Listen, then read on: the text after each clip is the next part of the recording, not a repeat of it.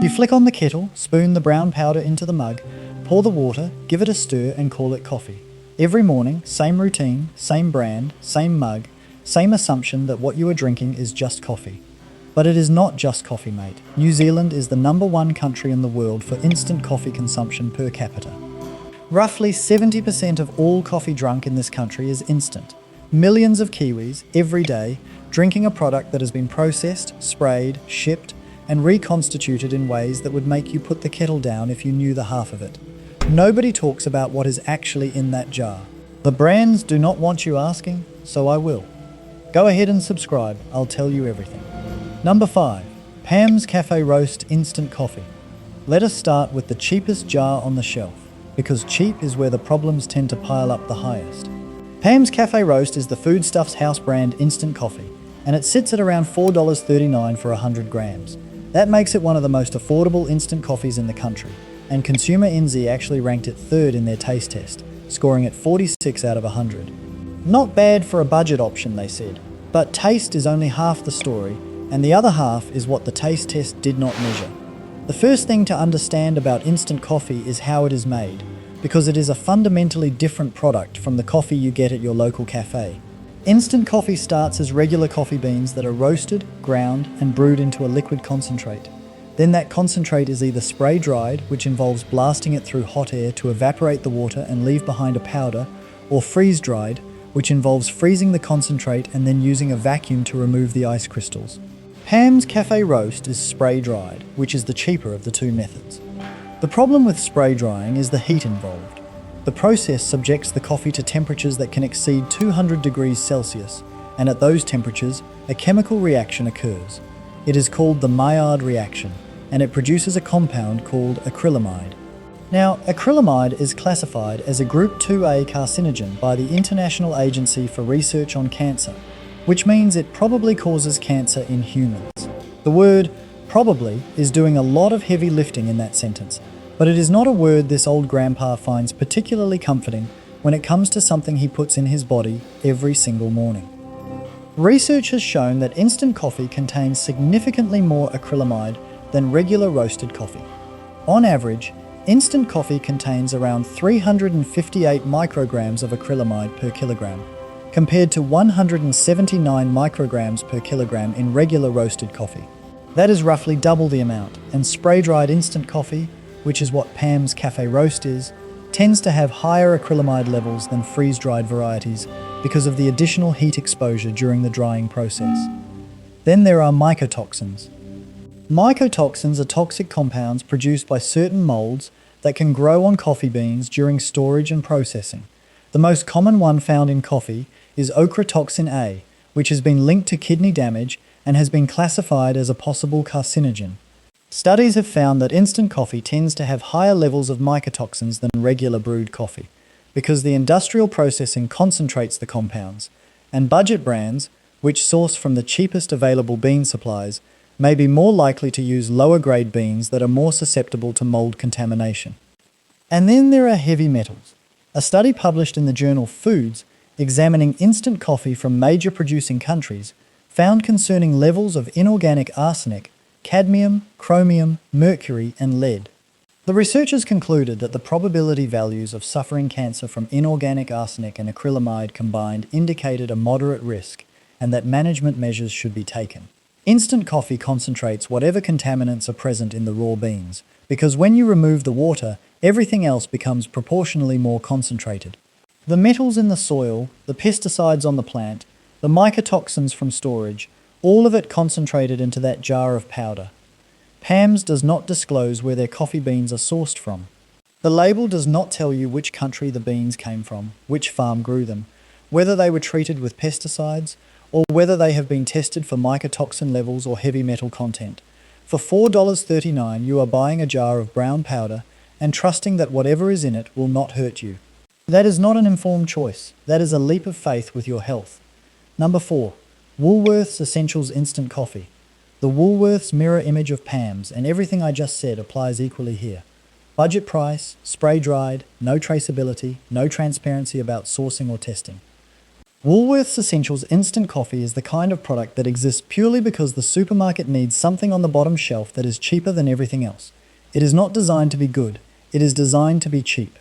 But with Woolworths Essentials, I want to focus on something we have not talked about yet, and that is pesticides. Coffee is one of the most heavily sprayed agricultural crops in the world. Conventional coffee farming uses a cocktail of pesticides, herbicides, and fungicides to protect the plants from the enormous variety of pests and diseases that thrive in the tropical climates where coffee grows. These chemicals include organophosphorus pesticides, which can affect the nervous system, and compounds like folpet, which a study of 47 commercial coffees found in 45 of the 46 samples tested. That is nearly every single coffee product on the market containing pesticide residues. Now, the coffee industry and regulators will tell you that the levels are within safe limits, and that roasting destroys most of the residues. And it is true that high-temperature roasting reduces pesticide levels significantly. But reduces is not the same as eliminates, and when you are drinking 2 or 3 cups of instant coffee every day for decades, even trace amounts of pesticide residue accumulate over time. The question is not whether a single cup will harm you.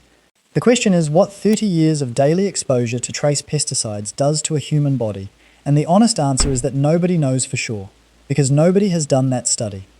Woolworths Essentials coffee, like all budget instant coffees, is sourced from the cheapest available bean supply on the global market. That typically means beans from large-scale conventional farms in Brazil, Vietnam, or Indonesia, where pesticide use is standard practice and regulation is variable. The beans are processed in bulk, and the focus is on volume and cost, not on minimizing chemical residues. You are paying rock bottom, and you are getting rock bottom. And here is something else to chew on.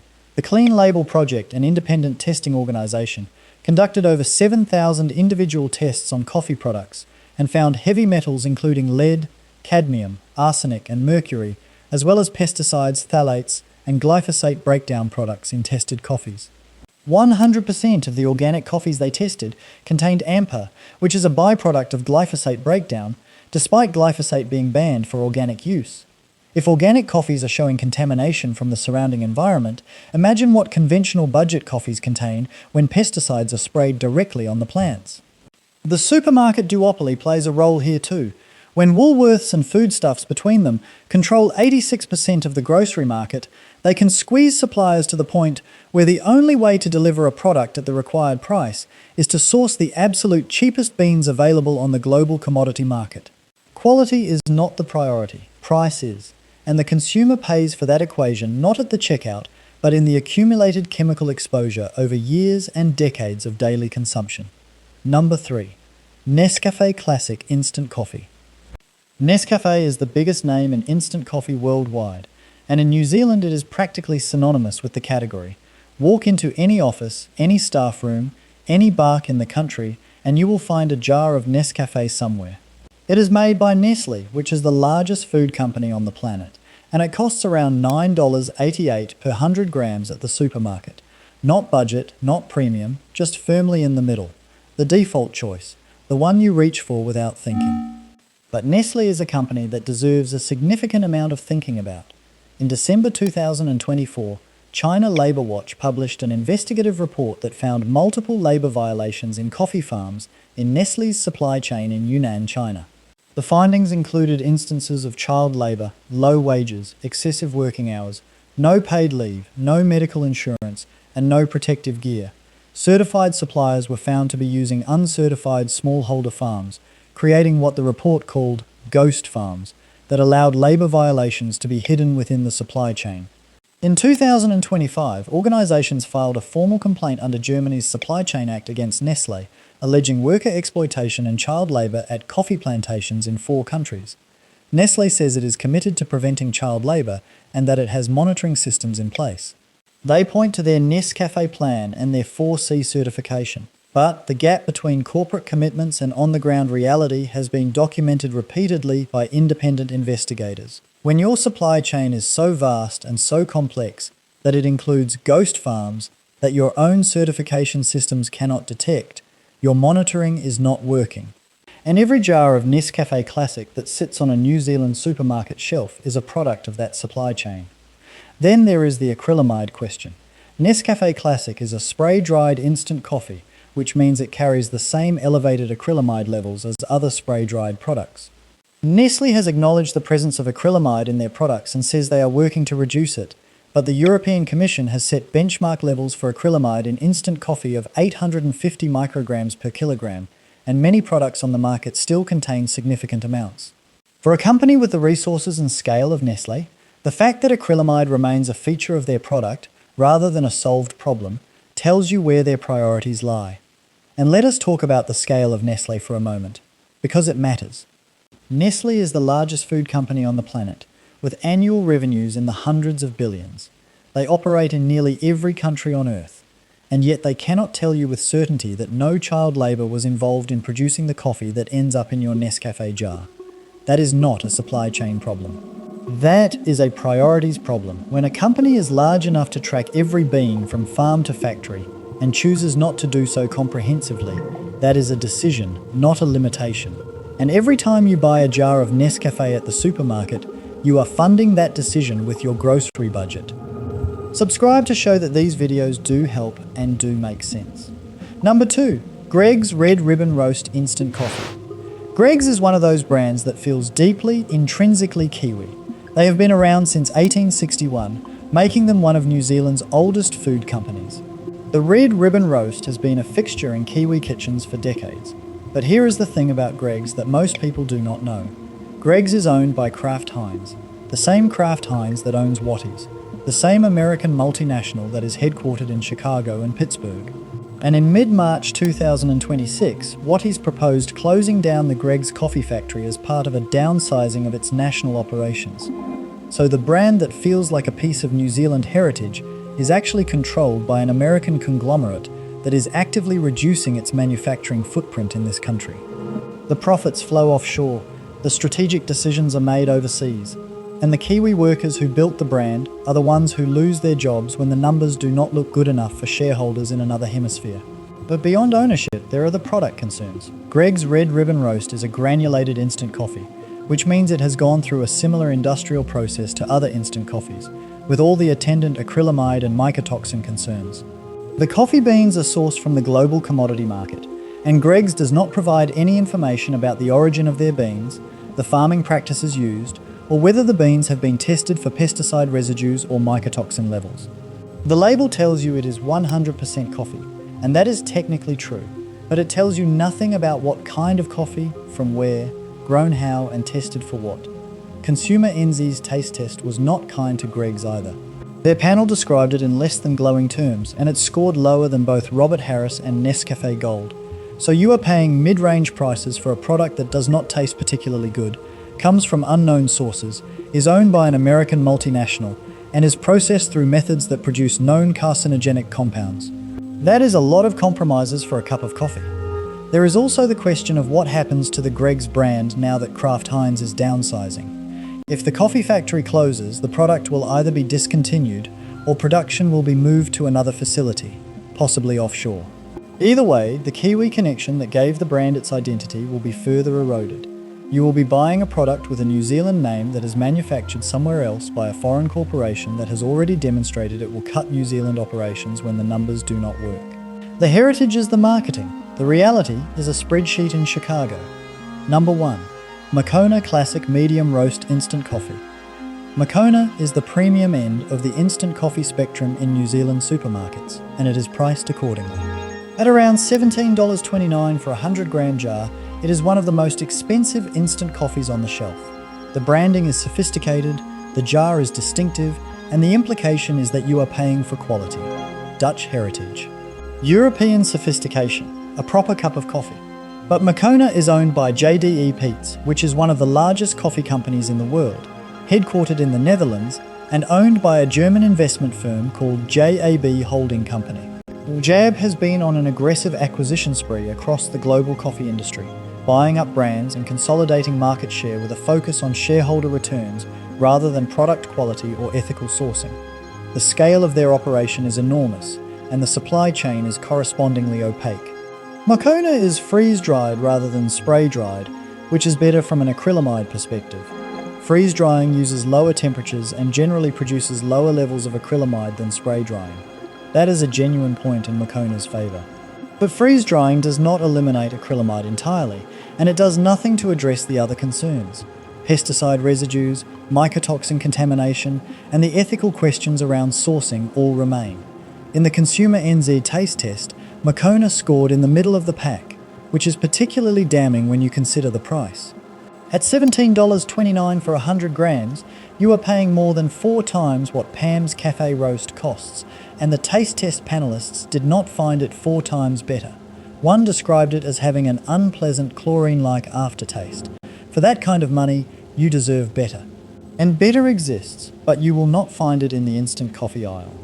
The deeper issue with Moccona, and with all premium instant coffees, is that the premium price creates an illusion of quality that the product cannot deliver. Instant coffee, by its very nature, is a heavily processed product.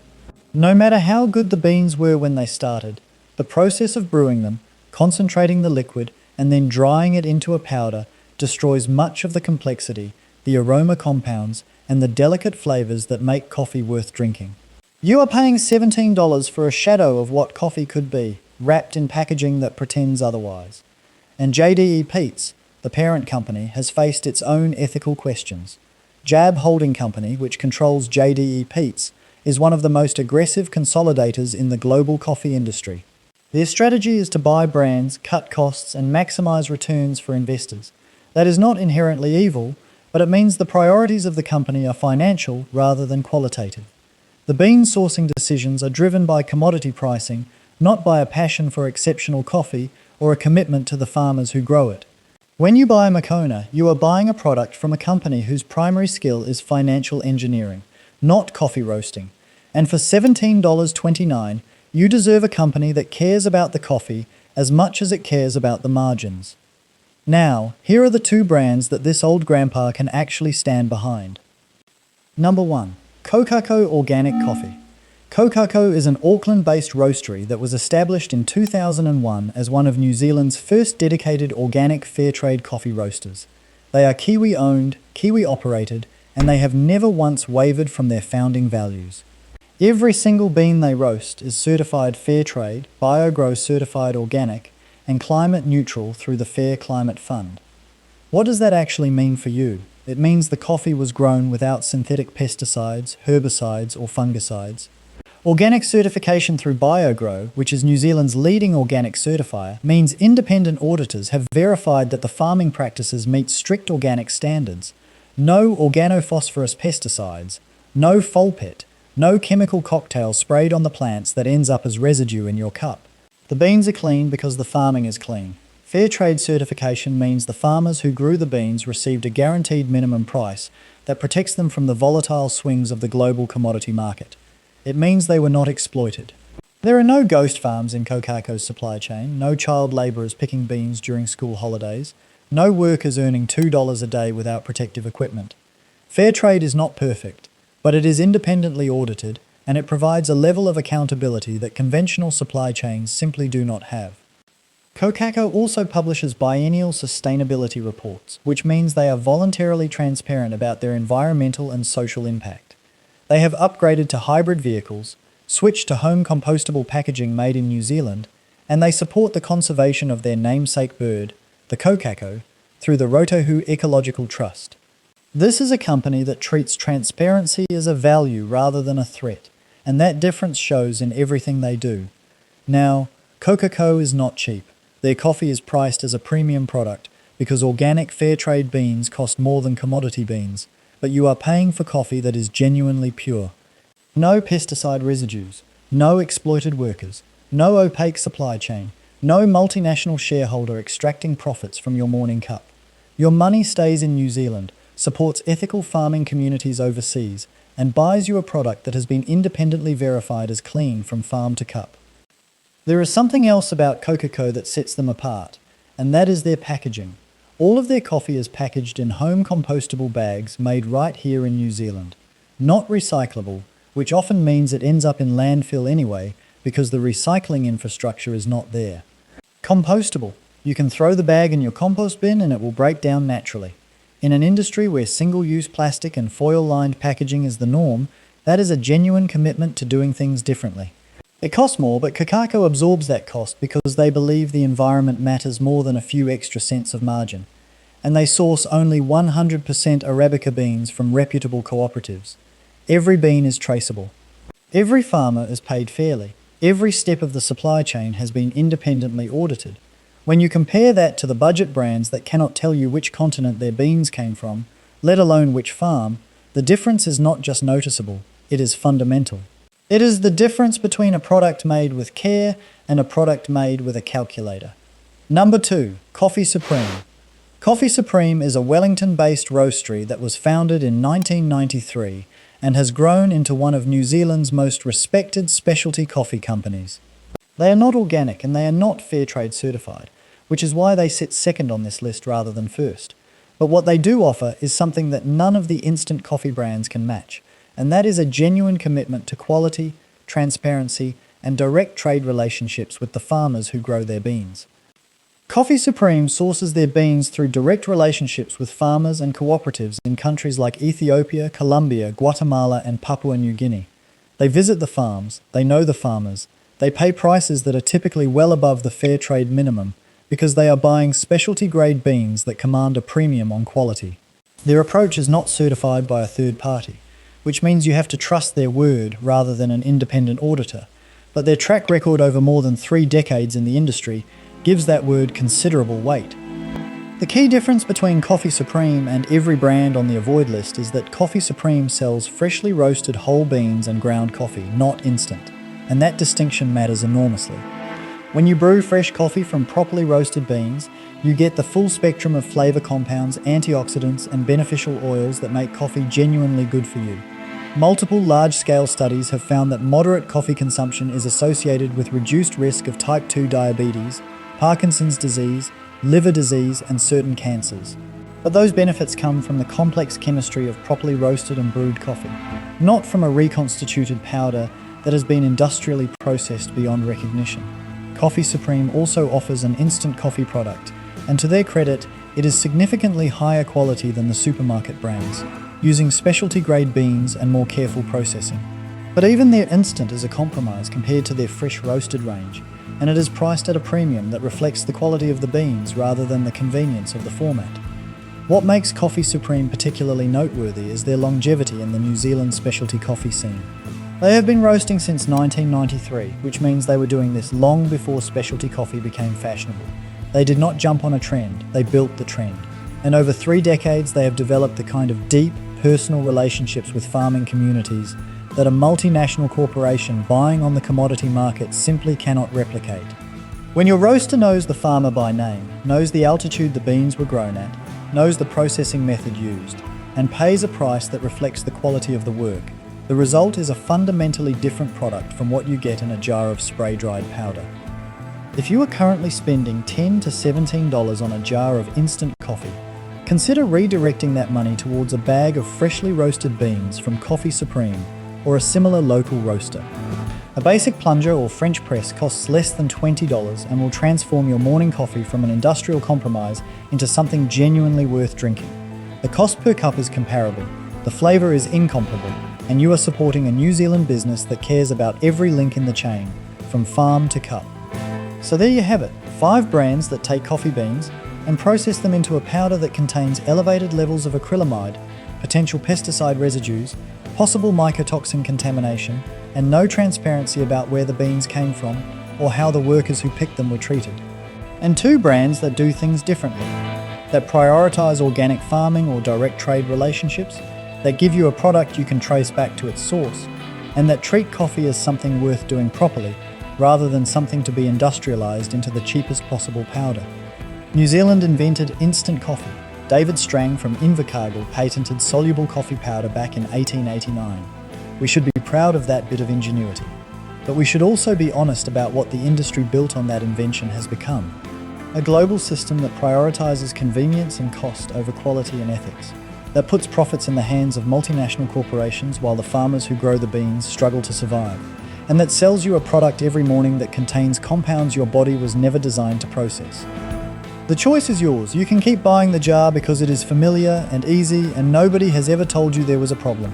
Or you can make a different choice. Buy organic, buy fair trade, Buy from a local roaster who can tell you exactly where the beans came from. Buy a plunger and some whole beans and spend 5 minutes in the morning making a cup of coffee that is actually worth drinking. It will cost you a few extra dollars a week, but your body will thank you, the farmers will thank you, and honestly, your taste buds will thank you too. Because once you have tasted real coffee, properly sourced and properly brewed, you will never look at that jar of brown powder the same way again. You deserve to know what is in your cup, and now you do. I am a grandpa, and grandpas worry. Look after yourself.